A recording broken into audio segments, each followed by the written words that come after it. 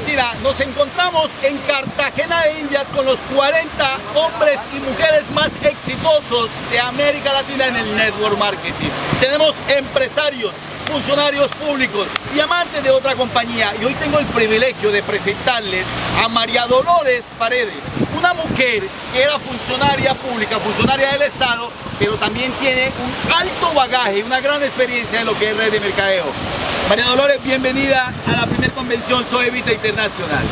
Gracias, César, de verdad que me siento muy orgullosa, muy feliz de estar participando hoy desde Cartagena de Indias de la primera convención de Soy Internacional, una compañía 100% colombiana, 100% legal, que está transformando vidas a las familias de nuestro país, está haciendo que muchas personas cumplamos nuestros sueños, y hoy los invito a que usted también pueda ser parte de esta gran compañía. Solo necesitas que tengas algo claro, que tengas un sueño por cumplir, que tengas unas metas, que le coloques disciplina, enfoque y compromiso para tener resultados. María Dolores, yo quiero hacerte una pregunta. Tú llegaste a tener muchos resultados en otras compañías, no las vamos a nombrar, pero quiero contarles, amigos de América Latina, que esta mujer fue diamante de otra compañía. Hoy tenemos el privilegio de contar con ella como una de las mejores líderes de Soy Evita Internacional.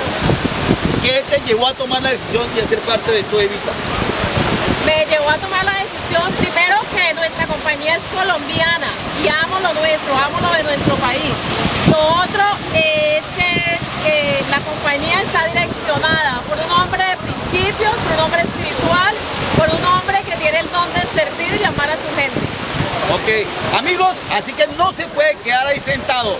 Coja el teléfono, busque a un empresario de Soy Evita Internacional y pregúntele todo lo que quiera, pero tienes que estar en la segunda convención Soy Evita Internacional. Nos vemos en la próxima.